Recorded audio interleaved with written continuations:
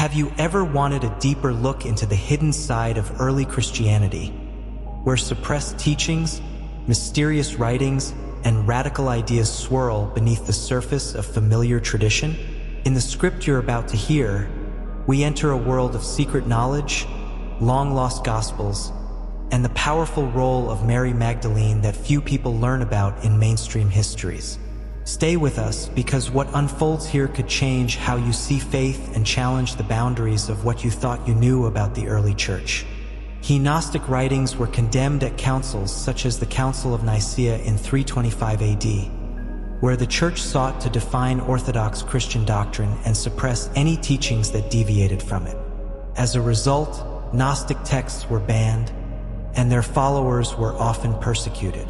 In one pivotal moment from the Gospel of Mary, Peter questions Mary's credibility, asking, "Did he really speak privately with a woman and not openly to us? Are we to turn about and all listen to her? Did he prefer her to us?" Gospel of Mary 9:4-5.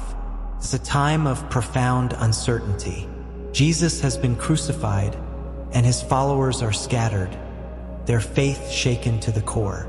They gather in secret, wrestling with fear and doubt, desperate for guidance. Among them stands Mary Magdalene, a woman often dismissed by history, but in this moment, she emerges as a beacon of wisdom. Peter and the other disciples are confused and uncertain, grappling with the loss of their leader. They've always looked to Jesus for answers, but now in his absence, they're left searching for direction.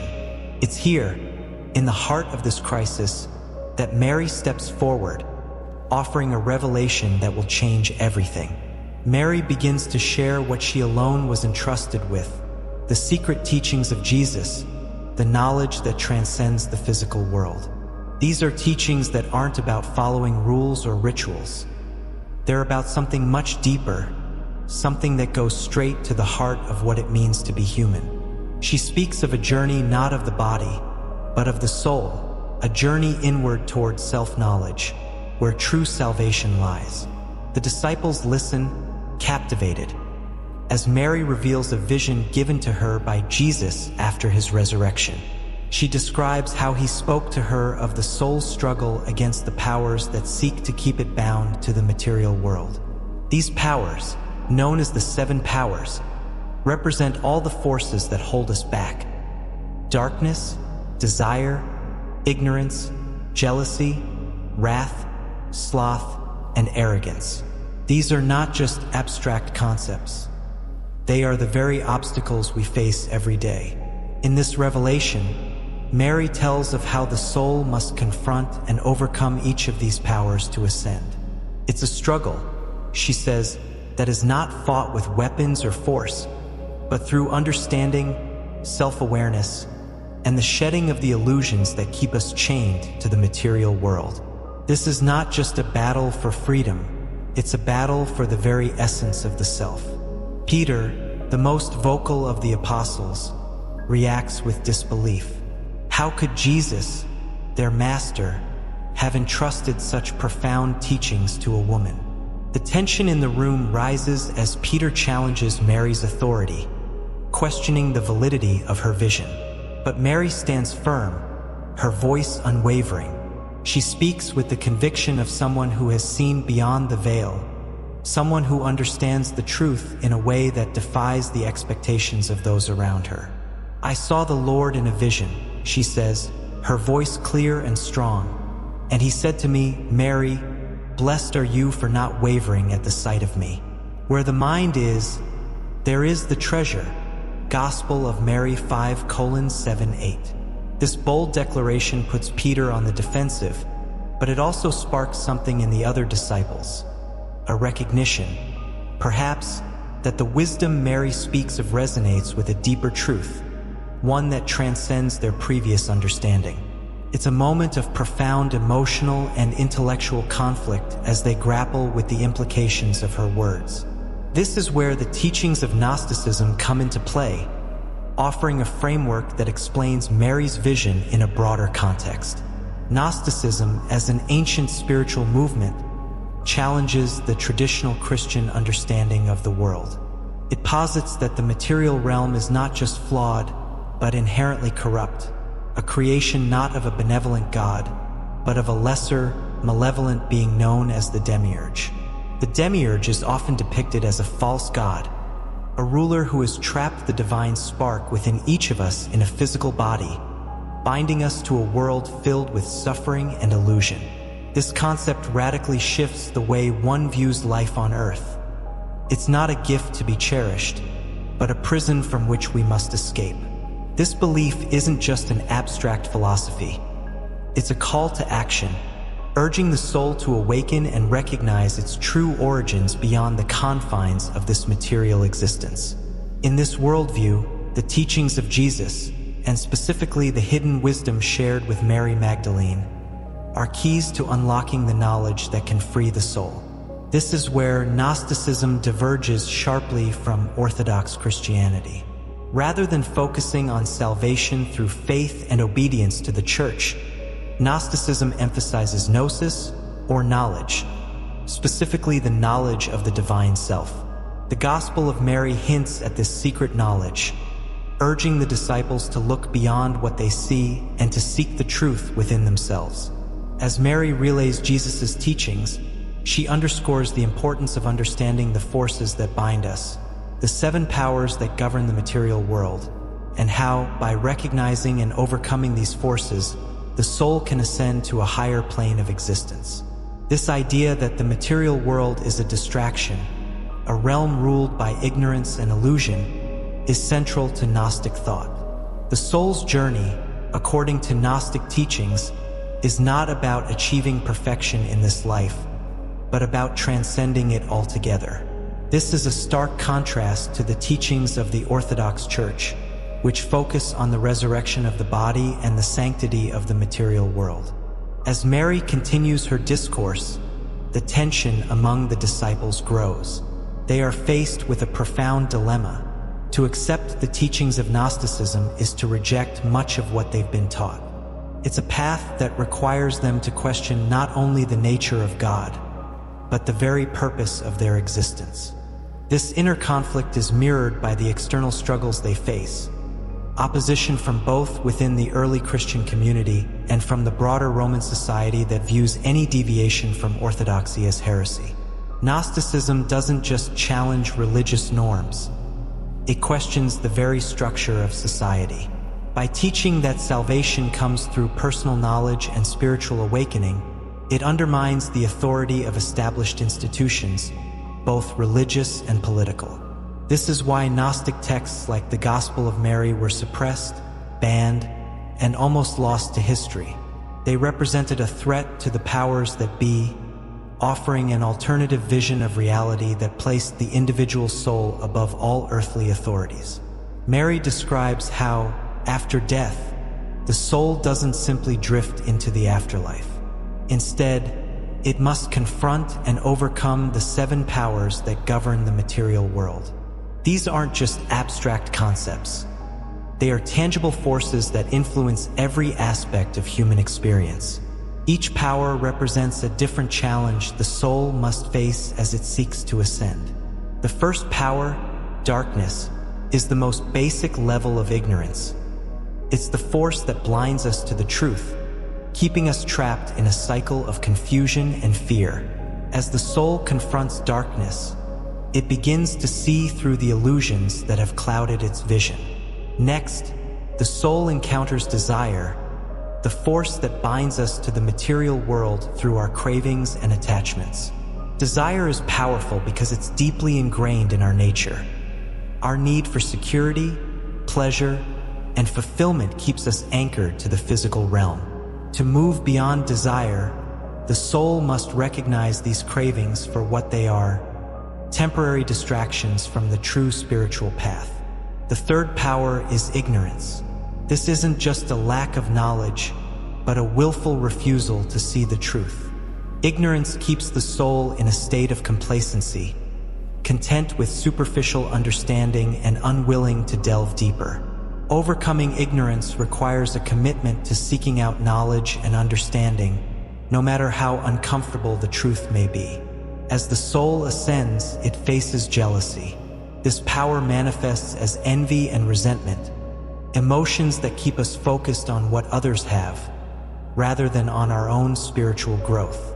Jealousy is particularly insidious because it not only distracts us from our path, but also creates division and conflict with others. To transcend jealousy, the soul must cultivate a sense of contentment and gratitude for its own journey. Wrath is the next challenge, representing anger and hatred. These emotions are destructive both to the self and to others, and they keep the soul chained to the material world through their intense energy. Overcoming wrath requires the soul to develop patience and forgiveness, releasing the anger that binds it. The sixth power is sloth, a force that encourages laziness and complacency. Sloth isn't just physical laziness, but spiritual inertia, a reluctance to engage with the deeper aspects of the self. It's the temptation to take the easy path, to avoid the difficult work of spiritual growth. To overcome sloth, the soul must cultivate diligence and a strong will to continue its ascent. Finally, the soul confronts arrogance. This power is the belief that one has already attained spiritual enlightenment, that there is nothing more to learn. Arrogance is dangerous because it blinds the soul to its own shortcomings, preventing further growth. To move beyond arrogance, the soul must embrace humility, recognizing that the journey is ongoing and that there is always more to learn. This vision of the soul's ascent offers a profound insight into the Gnostic worldview. It emphasizes that true spiritual growth requires a deep understanding of oneself and a commitment to overcoming the forces that keep us bound to the material world. Mary's teachings provide a clear and practical guide for those who seek to transcend the limitations of this life and reach a higher state of being. While the traditional narrative often relegates Mary to the background, the Gnostic texts reveal a different story, one where Mary is not just a follower, but a leader, even referred to as the apostle to the apostles. The Gospel of Mary paints a picture of a woman who was deeply trusted by Jesus, a confidant who received special knowledge that even the other apostles were not privy to. This elevated status, however, did not come without its challenges. Mary's prominence among the disciples sparked tension, particularly with Peter, who is depicted in several apocryphal texts as being openly hostile to her authority. In one pivotal moment from the Gospel of Mary, Peter questions Mary's credibility, asking, "Did he really speak privately with a woman and not openly to us? Are we to turn about and all listen to her? Did he prefer her to us?" Gospel of Mary 9:4-5. This confrontation highlights the underlying power struggle within the early Christian community, a struggle that was as much about gender as it was about spiritual authority. But Mary, unshaken, stands her ground. She recounts the teachings she received directly from Jesus, teachings that focus on the inner journey of the soul, a theme that Peter and others find difficult to accept. Her unwavering confidence in the face of skepticism cements her unique position within the group. Mary isn't just another disciple. She is a leader entrusted with a profound spiritual message that challenges the traditional structures of authority. This tension between Mary and Peter is more than just a personal conflict. It represents a broader struggle within early Christianity over the role of women and the nature of spiritual authority. While the canonical Gospels largely emphasize the leadership of Peter and the male apostles, Gnostic texts like the Gospel of Mary offer a different perspective, one where women too hold positions of spiritual significance. The implications of Mary's role are far-reaching. By positioning Mary as a central figure, the Gospel of Mary challenges the patriarchal structure that would come to dominate the early church. It suggests that spiritual authority is not tied to gender, but to one's inner understanding and connection to the divine. This idea was radical for its time, and it's no surprise that texts highlighting Mary's leadership were marginalized and eventually banned by the early church. But why was Mary's role so threatening to the established order? The answer lies in the nature of her teachings. Unlike the hierarchical structure of the early church, which emphasized obedience to authority and adherence to doctrine, Mary's message was one of inner knowledge and personal spiritual experience. She taught that the path to salvation was through self-knowledge and direct experience of the divine, a message that undermined the power of religious institutions. This concept of inner spiritual authority is a key theme in Gnosticism and one that resonates strongly in the Gospel of Mary. By advocating for a direct, personal connection to the divine, Mary's teachings bypass the need for intermediaries, be they priests, apostles, or even established doctrines. This was a direct challenge to the authority of the early church, which sought to control access to spiritual knowledge. Mary's role as a leader and teacher in the early Christian community forces us to reconsider the traditional narrative. It invites us to question the established boundaries of spiritual authority and to explore the possibility that the early Christian movement was far more diverse and far more inclusive than history has traditionally allowed. How did these revolutionary ideas, along with other Gnostic teachings, almost vanish from history? The answer lies in the fate of the Gnostic texts themselves, writings that offered a very different perspective on the teachings of Jesus and the nature of the divine. These texts, which include the Gospel of Mary, were systematically suppressed, labeled as heretical, and ultimately banned by the early church. But in 1945, a remarkable discovery would bring these lost voices back to light. In a small Egyptian town called Nag Hammadi, a collection of ancient manuscripts was unearthed. Manuscripts that had been hidden away for nearly 1,600 years. This discovery, known as the Nag Hammadi Library, contained a wealth of Gnostic writings, including the Gospel of Thomas, the Gospel of Philip, and the Gospel of Truth. These texts, long thought to be lost, provided a window into a form of early Christianity that had been all but erased from history. The significance of the Nag Hammadi discovery cannot be overstated. It was like finding a missing piece of a puzzle, revealing a side of Christian thought that had been buried for centuries. The texts offered insights into a spirituality that emphasized direct, personal experience of the divine, an approach that resonated deeply with the teachings of Mary Magdalene. One of the most striking aspects of these Gnostic texts is their emphasis on gnosis, the Greek word for knowledge. But this isn't just any knowledge. It's a deep, intuitive understanding of the divine within oneself. The Gospel of Thomas, for example, begins with the words, "Whoever finds the interpretation of these sayings will not taste death." This idea of spiritual enlightenment through self-knowledge is a theme that runs through many Gnostic texts, including the Gospel of Mary. But why were these texts so threatening to the early church? The answer lies in their content. Gnostic writings often challenge the established doctrines of the church, offering alternative views on the nature of God, the role of Jesus, and the path to salvation.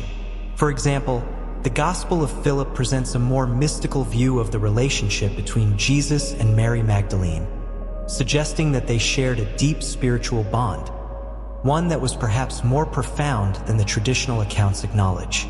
Moreover, Gnostic texts often reject the idea of a singular, omnipotent God, instead portraying a complex cosmology with multiple divine beings, including a lesser god or demiurge who created the material world.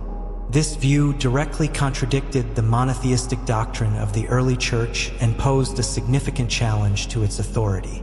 The early church responded to this challenge with force. Gnostic writings were condemned at councils such as the Council of Nicaea in 325 AD, where the church sought to define Orthodox Christian doctrine and suppress any teachings that deviated from it. As a result, Gnostic texts were banned, and their followers were often persecuted. But despite the church's efforts to erase these teachings, the discovery of the Nag Hammadi Library has ensured that the wisdom of the Gnostics has not been lost. Today, scholars and spiritual seekers alike study these texts, exploring the rich and diverse landscape of early Christian thought. Building on the rediscovered wisdom of the Gnostic texts, we arrive at the heart of their message, one that resonates deeply with the teachings of Mary Magdalene. Salvation is not something handed down from above, but something we achieve through deep personal self-knowledge. In the Gnostic worldview, the material world is seen as a creation of the demiurge, a lesser, imperfect deity who traps souls in physical bodies. The true God, according to Gnostic belief, is beyond this material realm, and the spark of the divine within each person is a fragment of this higher reality. To escape the cycle of birth, death, and rebirth in the material world, one must awaken to this inner divinity through gnosis, a profound, intuitive knowledge of the self and the divine. Mary Magdalene's teachings, as seen in the Gospel of Mary, align perfectly with this Gnostic emphasis on self-knowledge. She speaks of the soul's journey not as a path of outward conquest or adherence to dogma, but as an inward quest to overcome ignorance and realize one's true nature. This journey involves confronting the 7 powers, forces of the material world that bind the soul, as we explored earlier. The key to this journey, Mary teaches, is not found in external rituals or religious institutions, but within oneself. The Gospel of Mary records Jesus telling her, "Where the mind is, there is the treasure." Gospel of Mary 5:7. This statement encapsulates the essence of the Gnostic path. The mind, when properly attuned, is the gateway to the divine. Salvation, then, is not about waiting for an external savior. It's about realizing the divine spark within and transcending the limitations imposed by the material world. This idea of self-salvation through knowledge is what makes Gnosticism both compelling and controversial. It shifts the locus of spiritual authority from the church to the individual, challenging the hierarchical structures that were being established in early Christianity. It's no wonder that these teachings were suppressed. They represented a profound threat to the emerging orthodox doctrines that sought to centralize power within the institutional church. But Mary's message is clear. True freedom and salvation come from within. The Gnostic texts echo this sentiment repeatedly. For instance, in the Gospel of Thomas, Jesus is quoted as saying, "If you bring forth what is within you, what you have will save you. If you do not bring forth what is within you, what you do not have will destroy you." Gospel of Thomas, saying 70. This emphasizes the importance of inner discovery, of unearthing the divine knowledge that lies dormant within each person. By focusing on self-knowledge, Mary and the Gnostics invite us to view salvation not as a distant promise, but as a present reality, something that can be attained here and now through the cultivation of wisdom and understanding. This perspective encourages a form of spiritual practice that is introspective and deeply personal, rather than one based on external conformity. Furthermore, this approach to salvation speaks to the universal human experience. It transcends specific religious boundaries, offering a path that is accessible to anyone, regardless of their background. The Gnostic emphasis on inner knowledge and direct experience of the divine resonates with spiritual seekers across cultures and centuries, making it a timeless message of empowerment. Mary Magdalene's role as a leader in early Christianity, as revealed through the Gospel of Mary and other Gnostic writings, was revolutionary. She wasn't just a follower. She was a teacher, a spiritual guide who offered a path to salvation through inner knowledge. Her emphasis on the soul's journey, overcoming the 7 powers, and the need for personal gnosis presents a vision of Christianity that is deeply empowering and transformative. Mary's teachings remind us that the journey towards spiritual awakening is not about external conformity, but about internal transformation. It's about looking within, confronting the forces that bind us to the material world, and realizing our true nature as beings of light and spirit. This message is as relevant today as it was in the early centuries of Christianity. In a world that often emphasizes external success and material wealth, Mary's call to focus on the inner self resonates with those seeking a deeper, more meaningful existence. Her legacy challenges us to rethink what it means to be spiritual. It's not about following a prescribed set of rules or doctrines, but about embarking on a personal journey of discovery. The Gnostic texts, including the Gospel of Mary, offer a blueprint for this journey, one that is accessible to anyone willing to seek the truth within themselves. The impact of Mary Magdalene's teachings can be seen in the renewed interest in Gnostic spirituality today.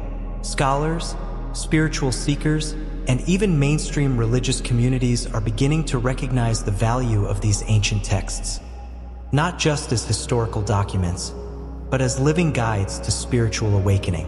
Mary's legacy continues to inspire those who are willing to look beyond the surface and explore the deeper mysteries of existence. In closing, Mary Magdalene's teachings are a powerful reminder that the path to salvation is a personal journey, one that requires courage, introspection, and a willingness to challenge the status quo. It's a journey that each of us can embark on, guided by the knowledge that the divine is not something distant, but something we carry within ourselves. As it is written in Luke 17 verse 21, "The kingdom of God is within you." This verse encapsulates the essence of Mary's message, that the divine is not found in temples or rituals, but in the heart of every individual. Thank you for joining us on this exploration of Mary Magdalene's profound legacy. If you've enjoyed this journey, we invite you to like, comment, and subscribe to the channel. Your engagement helps keep these important discussions alive. And as always, may God bless each and every one of you.